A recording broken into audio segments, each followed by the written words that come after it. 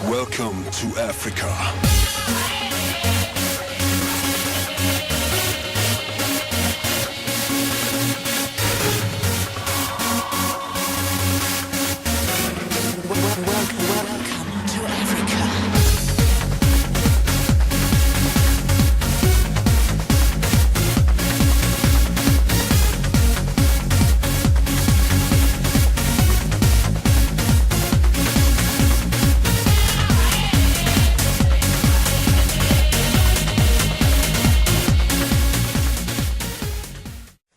Hello guys, this is Cold Blooded coming up here with my very first Dota commentary.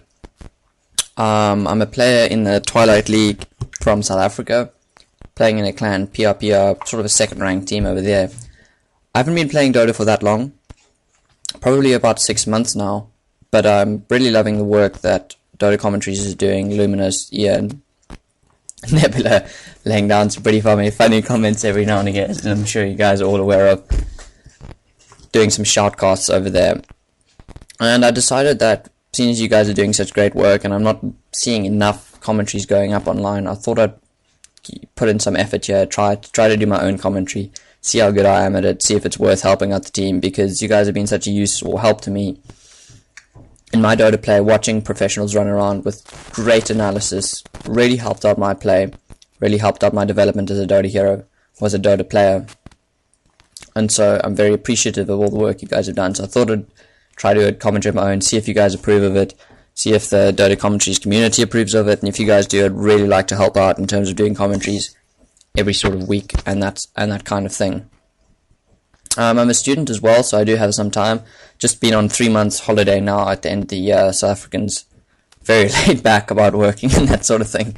So we were able to get long breaks in.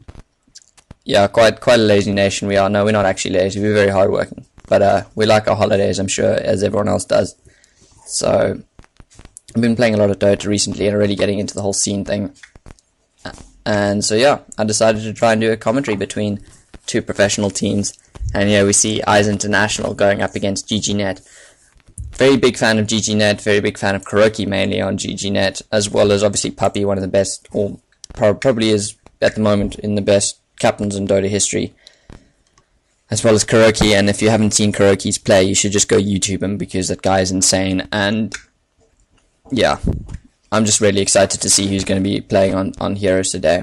Looking at picks and bans phase, I always like to do some analysis sort of over here. You guys can skip it if you're not interested in it, but I think if you're trying to improve yourself as a Dota player, improve yourself if you're playing in clans, not just picking pub games, because whenever you play a pub game, what you end up doing is you're picking up a solo mid hero if you want to do well. Pick up a solo hero, you pick up some sort of carry hero and try to get all the kills in the game. However, if you're playing in a clan, playing in clan matches, playing in some sort of those sort of professional matches, organized games, you really want to learn from these picks and bans. You want to help out your captain in terms of picking and banning. You want to help out your teammates, and really watching these sort of replays and watching professional games does give you the best advantage possible, which is why I'm so appreciative of what Dota Commentaries has done so far. And here we are, as I said, we have an EyesInt International versus GGnet game here. Puppy on picking for GGnet and SLJSH. Not sure how to pronounce that, but anyway, so he's the captain for EyesInt International. First two bans here going down for EyesInt International are the Invoker and the Visage. Now, Invoker is a very good adaptive sort of hero. Can play the solo mid role, can play in a tri-lane, as you recently saw by Nirvana, Yaffets. That was a very effective play by Invoker there. So very good all around here, and we've seen him being picked up more and more recently in recent games. Sort of faded out of fashion a while ago in the 6.6 era, maybe even before that. It wasn't really seen in the 6.6 era. It's coming back in the late, in the 6.7, 6.69 era of those sort of maps being played. Coming back into fashion, a lot of professional teams are picking him simply because he's so useful. Got a lot of AoE damage, got a lot of high base damage. Is a really useful solo mid hero, great last hitting capabilities, can farm up quite easily, and if he just gets his levels, because he is level dependent, if he just gets his levels, he can really wreak havoc completely across your team. Visage is one of those very, very good tri-lane heroes. Does pick up most of the farm in tri-lanes, all the tri-lanes that I've seen him in.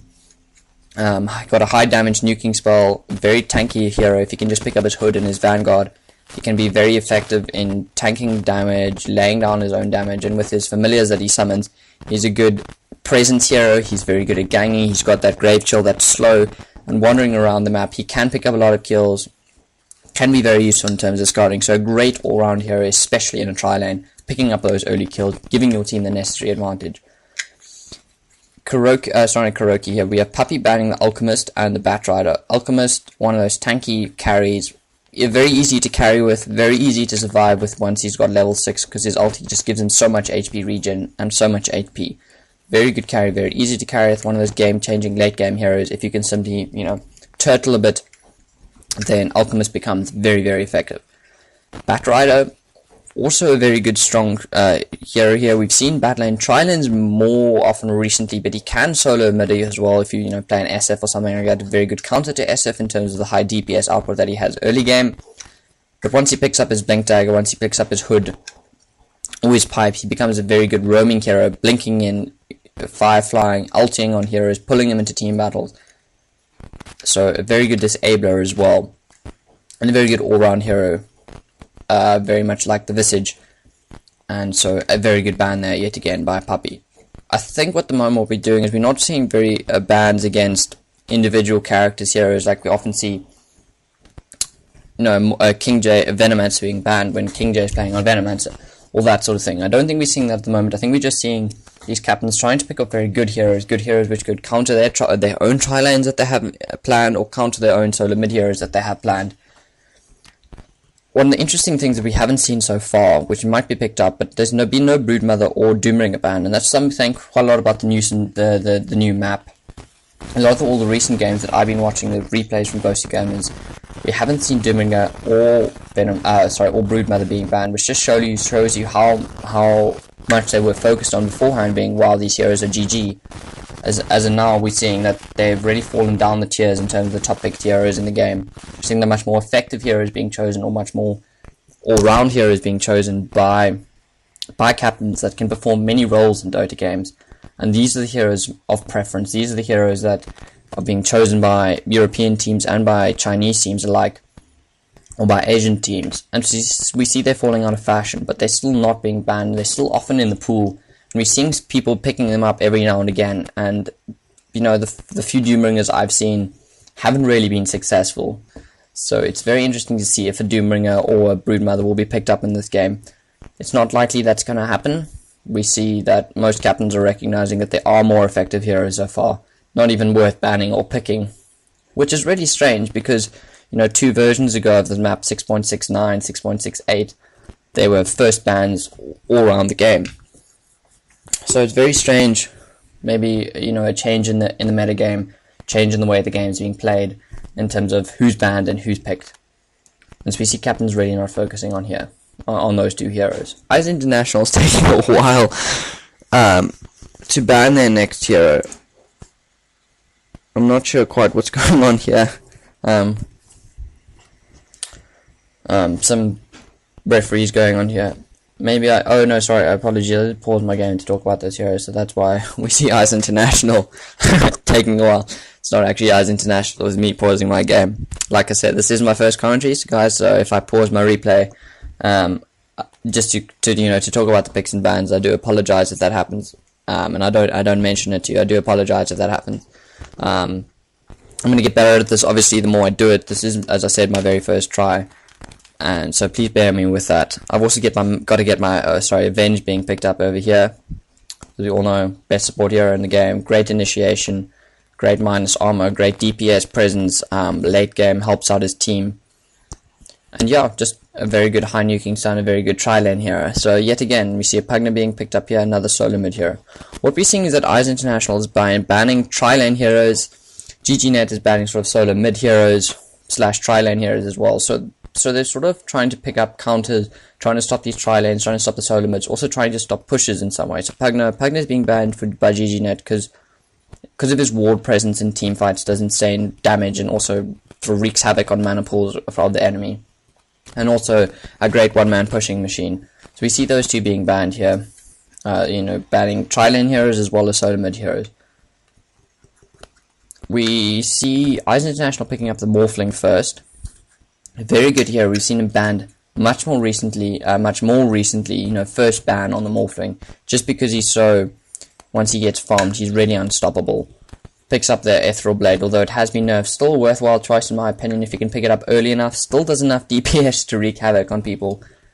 Ethereal Blade, Adaptive Strike, more waveform, pretty much kills any hero below 1000 HP early game, if you can pick it up enough early, if you can get the farm. So he's still a very good hero to play, and once he gets farmed late game, he's really unstoppable. Once he picks up his Manta style, morphs everything into agility, not everything, most into agility, he really does become unstoppable force.